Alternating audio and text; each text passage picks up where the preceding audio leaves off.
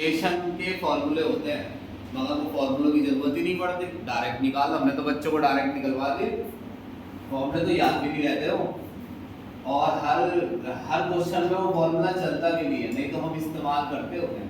हम तो ऐसे करते हैं 25% का मीनिंग इतना होता है, इतना होता है, डेंसिटी से मल्टीप्लाई किया, डिवाइड किया, डाल दिया, कराए थे बच्चों को सारे। इससे रवि ने तो किए हैं, उन्हीं के परसेंटेज से मोलैरिटी, मोलैरिटी से मोलैरिटी बहुत टाइप के किए हमने, इधर इस पर और लिखा होता है।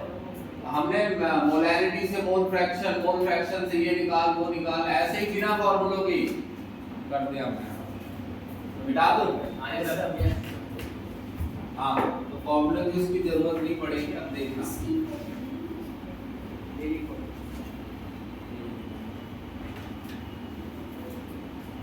टॉपिक है, थोड़ी जल्दी समझना है क्योंकि 10:30 बजे मेरी क्लास है।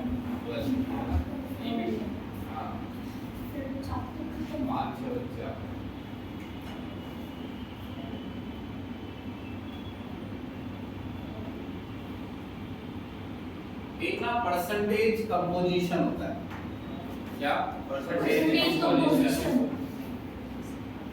बहुत ही आसान टॉपिकों में से है ये।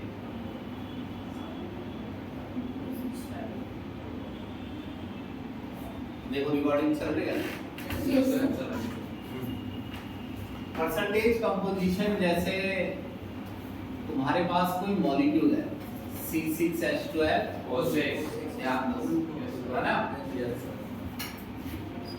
इसमें कार्बन है 6, हाइड्रोजन ऑक्सीजन 6 है। और मैं यहाँ एटॉमिक मास डाल देता हूँ 72 ग्राम, 12 ग्राम, 96 टोटल 180। हाँ, 180 में 72 ग्राम क्या है? दिख रहा है ना? Yes sir. 12 gram hydrogen, 96 gram oxygen, समझ रहे हो? Yes sir. तो परसेंटेज कितनी है कार्बन की? निकाल लो। कार्बन कितना है? 72, टोटल कितना है? 180, 100 से क्या कर दो मल्टीप्लाई, या नहीं? Yes sir. टोटल 180 है, उसमें कार्बन कितना है? 72, ये 40% आएगा। 40% का मीनिंग बताओ। 100 ग्राम सॉल्यूशन में 40 नहीं, 40 ग्राम सॉल्यूशन, 100 ग्राम ग्लूकोज, ये तो वो चल रहा है ग्लूकोज के अंदर ना, ये 100 ग्राम ग्लूकोज लोगे तो 40 ग्राम, समझे कि नहीं? Yes sir. तो 40 कितने में से? 100 में से 40 क्या? Carbon, glucose. आप बताओ 100 ग्राम ग्लूकोज, मुझे सॉल्यूशन नहीं लिखवाते। 100 ग्राम क्या? ग्लूकोज, है ना? Yes sir. अब बताओ हाइड्रोजन की परसेंटेज 12 डिवाइड बाय 180 to 100, ये आएगा 6.6 ग्राम। परसेंटेज बताओ किसकी? 6.6 96 बाय 180 इनटू 100 कितनी आई? 53.4। ये ऑक्सीजन की निकल गई ना? Yes sir. अब ऐसे इमेजिन करना, जैसे तुमसे कोई कहता है calculate percentage composition of every element in copper sulphate. Copper sulphate में हर किसी की क्या निकालो? परसेंटेज, है ना? तो यही तो करोगे। पहले CuSO into 4, Cu तो 63.5 होता है, यस सर। सल्फर 32, एक ही है सल्फर भी। ऑक्सीजन 64 ग्राम,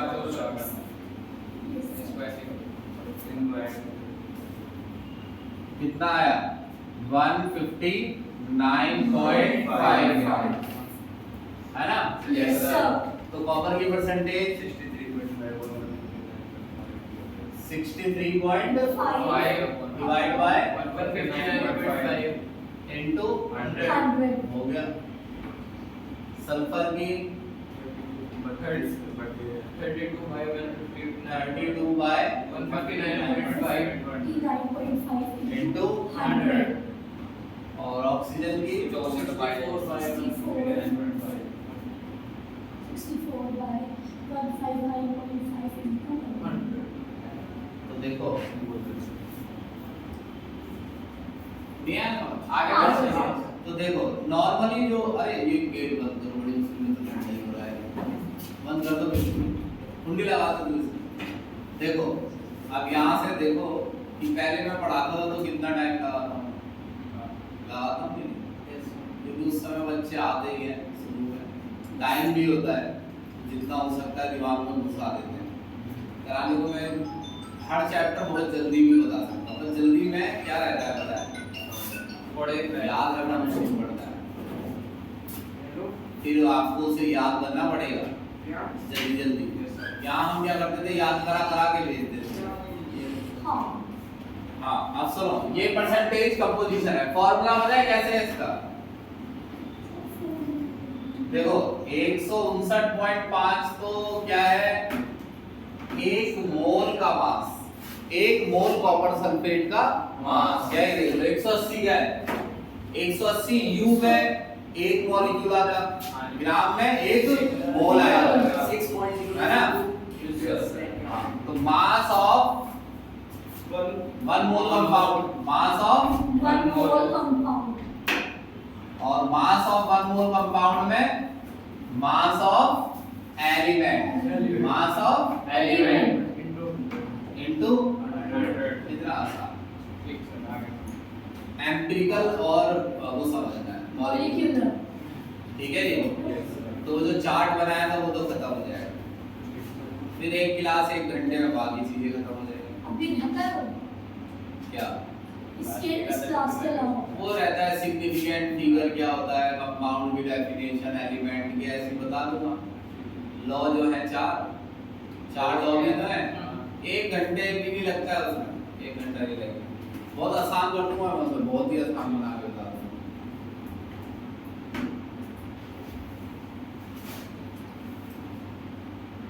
भाई आज फोटो इलेक्ट्रिक इफेक्ट पढ़ के आना क्लासेस खराब मत कर देना बड़े क्वेश्चन आएंगे समझे ऐसे में तो तुमने कोई तीर नहीं मान लिया है अगर ये भी पढ़ लिया है वो भी पढ़ लिया है इसको घर पे जाके याद कर लेना बच्चों वाली चीज है इसको और फोटो इलेक्ट्रिक इफेक्ट तो मुझे कराना है आज न्यूमेरिकल कराने हैं मुझे पीछे के समझे एक दिन में सारे करा देता हूँ मैं तुम्हारे चक्कर में उस दिन इवनिंग में खराब हुआ हो याद जो करके नहीं आए तो इनमें सारे करा देता वोल्ट्स मॉडल के जितने थे और तुमको याद करा के भेजा था मैंने वोल्ट्स मॉडल के फॉर्मूले तो ये रवैया मत दिखाओ तेजी से याद करो ढीलपन मत दिखाओ बिटा दो इसे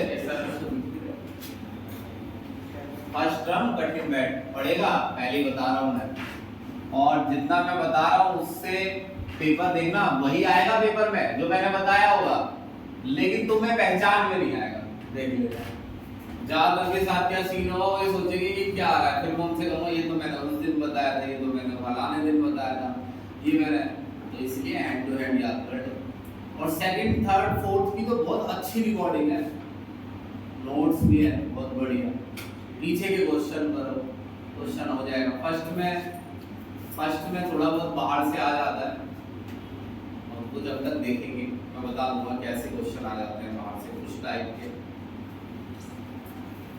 बैग ऑनलाइन मंगाया होगा हैं ऐसे मिलते हैं ऑनलाइन सुनो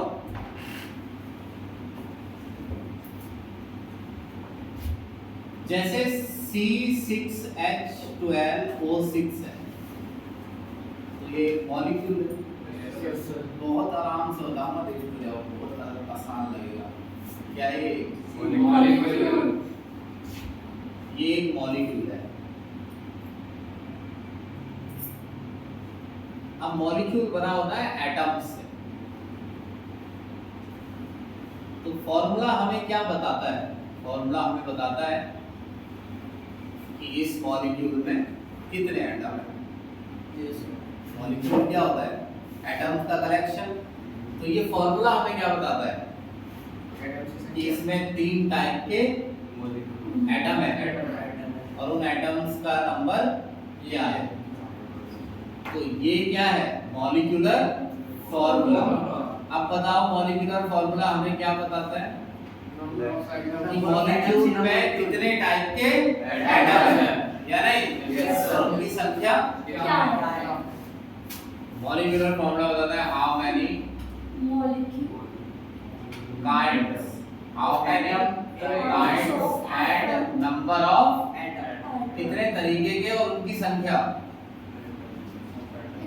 परसेंट इन ए मॉलिक्यूल, एक मॉलिक्यूल में कितने तरीके के एटम हैं और उनकी संख्या क्या है।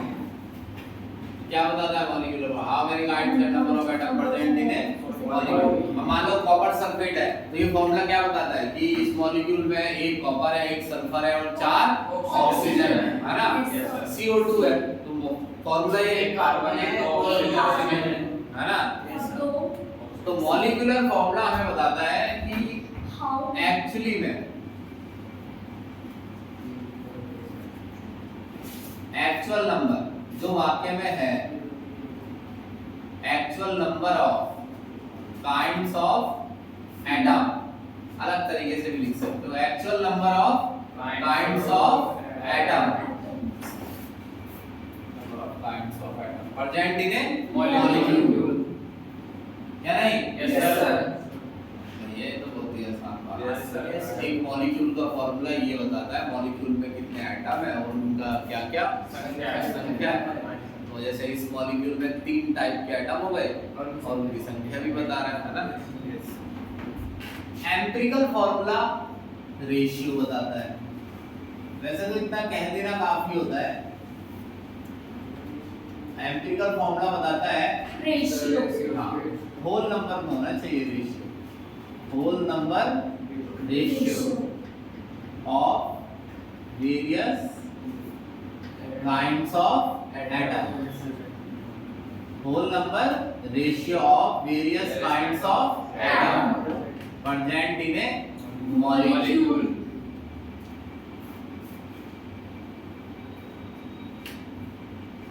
फॉर्मूला तो ये क्या हो गया, एक कार्बन, 2 हाइड्रोजन और एक ऑक्सीजन CH2।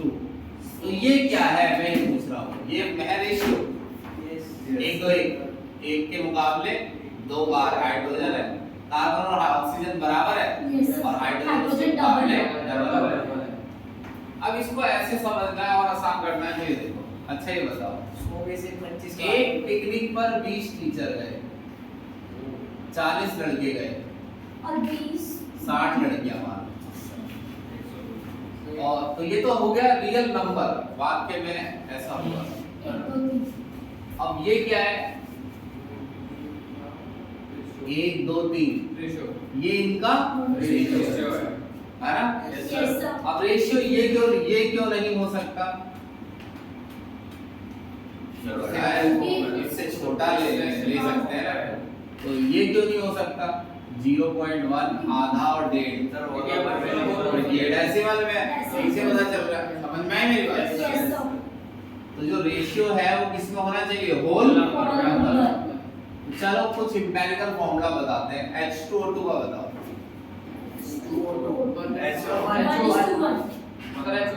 H हो गया ना, Yes, sir. ये तो हो गया मॉलिक्यूलर फॉर्मूला, और ये Empirical formula.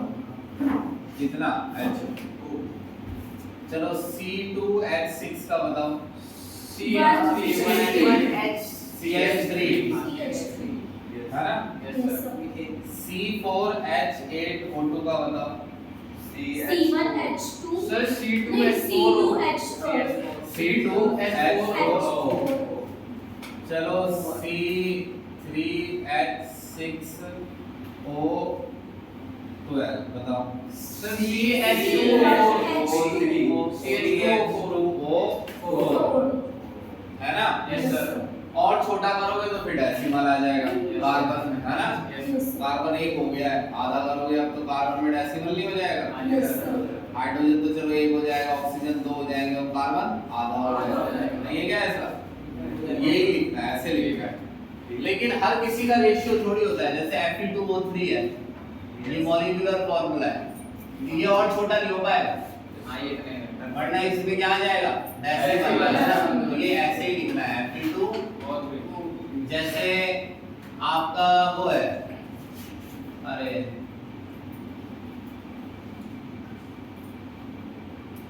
पानी H2, ये भी क्या हो गया कॉपर सल्फेट का बताओ, ये क्या आएगा, तो सेम भी होते हैं एम्पिरिकल एंड मॉलिक्यूलर फॉर्मूला, समझ रहे हो मेरी बात। अब एक चीज है देखो, इसको मत भूलना गलती से, जैसे consider case of glucose, glucose से समझना है, सबके लिए हो गए, भूलना मत इसको, इससे न्यूमेरिकल करना है हमें अभी। Consider case of glucose, glucose जैसे ग्लूकोज का मॉलिक्यूलर फॉर्मूला है C6H12O6,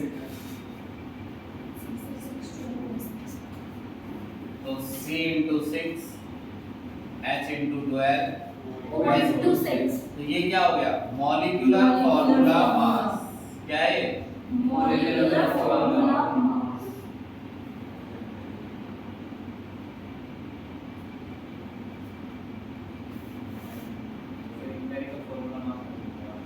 रुक जाओ, पहले ये बताओ इसे मॉलिक्यूलर फॉर्मूला मास क्यों कहते हैं, मॉलिक्यूलर फॉर्मूले से निकाला है, एम्पिरिकल फॉर्मूले से निकाला है,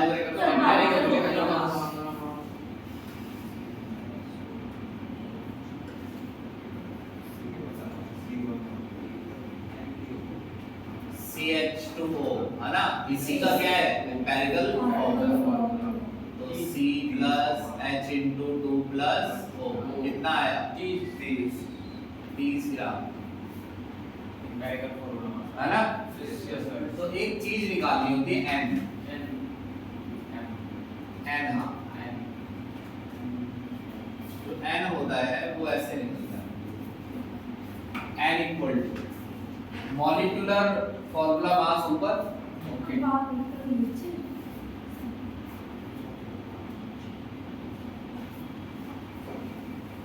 और एम्पिरिकल फॉर्मूला मास नीचे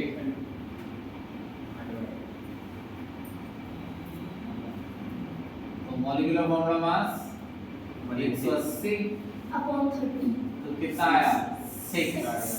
अब देखो अगर तुमको ये 6 पता हो तो इसकी मल्टीप्लाई एम्पिरिकल फॉर्मूले में कर दो, मास में नहीं फॉर्मूले में, तो मॉलिक्यूलर फॉर्मूला बन जाएगा, 6H12 या नहीं? Yes sir. इसी पर ही डिपेंड करता है हमारा क्वेश्चन, इसी बात सही है क्या कहते हो निकालो, रेशियो दोनों का, दोनों का रेशियो है, मॉलिक्यूलर फॉर्मूला मास और एम्पिरिकल फॉर्मूला मास का रेशियो n है। अगर ये n हमें पता हो तो इस n की मल्टीप्लाई किसमें कर दो एम्पिरिकल फॉर्मूले में, तो क्या निकल जाता है molecular formula है ना, Yes. इसे रटो थोड़ी देर, क्या तो हमें n निकालना है, कैसे देखो मॉलिक्यूलर फॉर्मूला मास निकालो तो फिर एम्पिरिकल फॉर्मूला या नहीं Yes, sir. हाँ ढंग से रटो जरा से, अबे समझ आओ मेरा, सिर रट ले, समझ में आ जाएगा अपने आप, है ना। और n का क्या करना है, एम्पिरिकल फॉर्मूला से पुट करनी है जिससे मॉलिक्यूलर हाँ अब इसमें देखो ऐसा ऐसे क्वेश्चन आता है, इसका ये पीछे नीचे वाला क्वेश्चन है ना, ये पढ़ के बताना है, एक चीज और याद करनी है हमें, ठीक है। देखो इसकी फोटो ले, तेजी से कर काम को, रोज रोज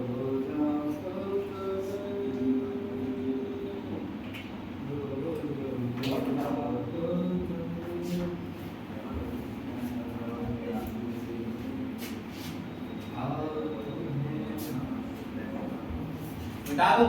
यस सर।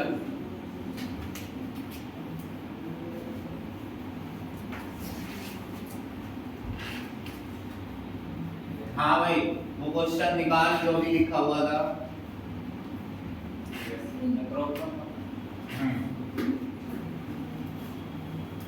पहले तो हमें एक बेसिक आइडिया याद कर लेना है, ये ढांचा तैयार कर लिया है, क्वेश्चन आसानी से हो जाएगा। हाँ, तो सबसे पहला क्या था, वो क्वेश्चन जो है उसमें पता है क्या दिया हुआ है, उसमें ऐसे दिया हुआ है, उसमें उन्होंने 3 एलिमेंट दिए, carbon, hydrogen and oxygen. Carbon, chlorine, chlorine sorry, चलो पढ़ो, परसेंटेज बताना है। 1.07 हाइड्रोजन, 1.4.07% हाइड्रोजन है और 24.27 कार्बन, 27 और 71.65 क्लोरीन। ठीक है। अब सुनो, ये परसेंटेज दे रखी है, एक कंपाउंड है जो 3 चीजों से बना है। सुनो मेरी बात ध्यान से, एक कंपाउंड है जो 3 चीजों से बना है, उन 3 चीजों का नाम है कार्बन, हाइड्रोजन एंड क्लोरीन। इन 3 चीजों से एक कंपाउंड बना है और उस कंपाउंड में कार्बन की, हाइड्रोजन की और क्लोरीन की परसेंटेज दे रखी है, जैसे हमने निकाली थी। हमने ग्लूकोज में कार्बन की, हाइड्रोजन की और कार्बन की और हाइड्रोजन और ऑक्सीजन की निकाली थी। इनका भी कोई कंपाउंड है, किस किस से बना है? Carbon, hydrogen, chlorine. और इसकी क्या दी हुई है? परसेंटेज। समझ रहे हो मेरी बात? तो जितना परसेंटेज होती है उतना ही क्या लिख लो, मास 24.27 ग्राम, 4.07 ग्राम, 71.65। ग्राम। हाँ, अब सुनो, जब हम ये कह रहे थे कि ग्लूकोज में कार्बन 40%, 40% का यही तो मतलब था 40 ग्राम कार्बन 100 ग्राम में से, ये तो मतलब है। 20% का मतलब 20 ग्राम कार्बन, जैसे ये 24.2% है, तो इन तीनों से मिलकर एक कंपाउंड बना है ना? उसमें इनकी क्या दी हुई है? परसेंटेज। तो अगर वो कंपाउंड में 100 दूं तो उसमें 24 ग्राम क्या आएगा? कार्बन, 4 ग्राम हाइड्रोजन, 71 ग्राम क्लोरीन। तो पहले तो परसेंटेज को किस में बदल देना है? मास। परसेंटेज से मास को मोल्स में बदल देना है। मोल्स ऐसे निकल जाएंगे, मास को एटम के मोलर मास, तो एक तरीके से एटॉमिक मास से लिख लो ना। मॉलिक्यूल में मॉलिक्यूलर मास से करना होता है डिवाइड, और एटम में एटॉमिक मास से। कल पिछली क्लास में हमने ये निकाला है, ऐसे जैसे मास दिया है 24.27, तो 12 से क्या कर दो? डिवाइड। तो mass divide by atomic mass, इससे क्या निकल जाएंगे? मोल्स निकल जाएंगे। 4.07 into 1 डिवाइड बाय 71.65 upon 35.5। अब इसमें एक प्रॉब्लम बस क्या है एक क्वेश्चन में, वरना तो ये बहुत ही आसान है। एटॉमिक मास क्या होता है?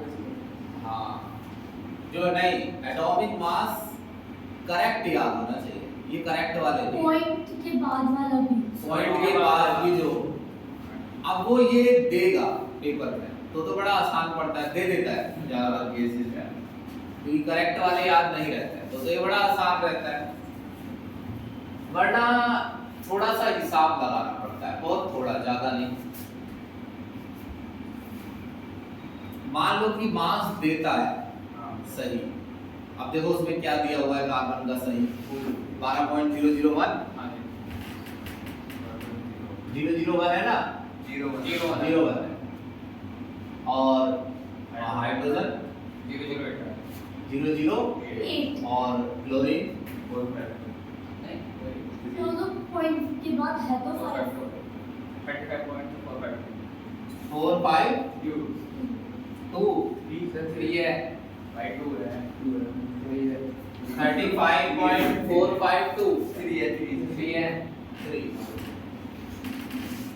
ये है देखो करेक्ट है ना। अब इन्हें डिवाइड करोगे तो देखते हैं क्या आता है। कहाँ है मेरा कैलकुलेटर? 2 y उसी से करो, अभी इतना टाइम नहीं है, 10:30 तो बज गए।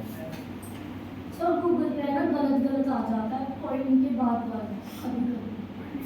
हाँ आप गलत गलत नहीं आता है। नहीं, किसी का कुछ होता है और किसी का कुछ। नहीं नहीं, वो सही होता है, वो थोड़ा बड़ा ज्यादा एक्यूरेटली बता देता है, कोई कम एक्यूरेटली बताता है। ज्यादा एक्यूरेटली बताएगा तो आएगा वो। तो मुझे भी तो गूगल पे मिलेंगे, मैं कहाँ से लिखवाता हूँ, है ना? तो वो याद करने की जरूरत नहीं पड़ेगी, अगर वो वाले मिल जाते हैं। अरे जल्दी कर, मेरे को बताओ पहले वाला 2.0208 ठीक है, इतना वो बहुत पीछे हो गया ना 08। आगे 4.0 ये तो आ ही गया। हाँ नहीं बताओ 4.079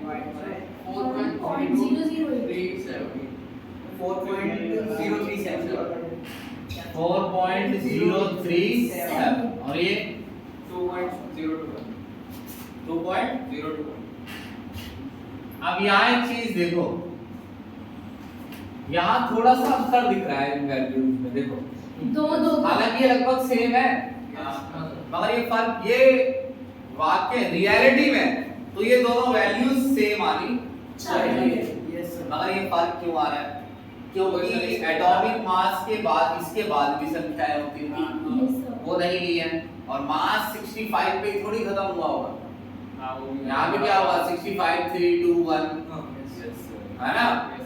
तो ये तो करना पॉसिबल नहीं है इस तरीके से तो कैलकुलेशन, तो इसलिए दिमाग लगाना पड़ेगा कि ये ऐसी संख्या है, ये दोनों क्या है, और ये इससे ठीक डबल है।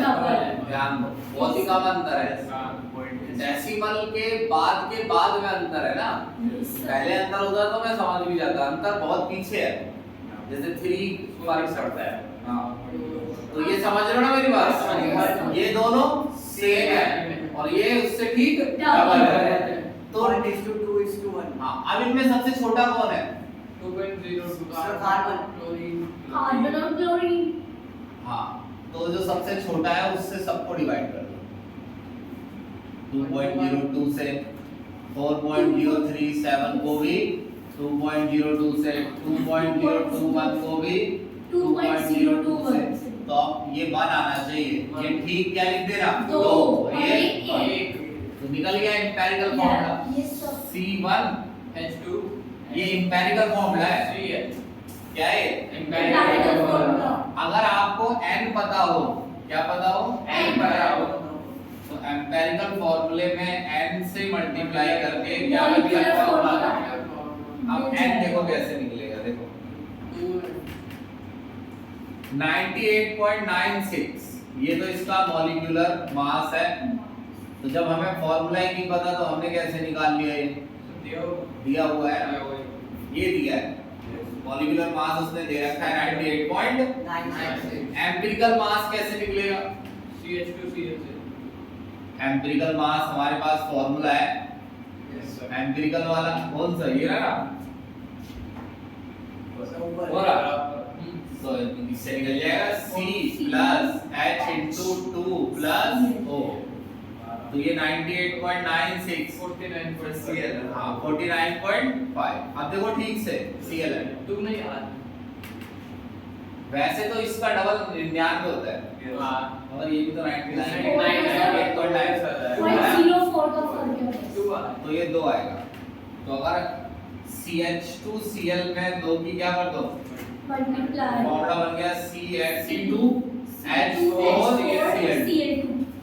अब इसको एक बार याद करना है, परसेंटेज से क्या, मास से मोल, परसेंटेज से मास से मोल, मोल से सबसे छोटे मोल से सबको क्या कर दो या नहीं, ठीक। अब इसे रट्टा मारो मेरी तरह, 1 मिनट, टेबल का परसेंटेज से मास से मोल से सबसे छोटे मोल से डिवाइड।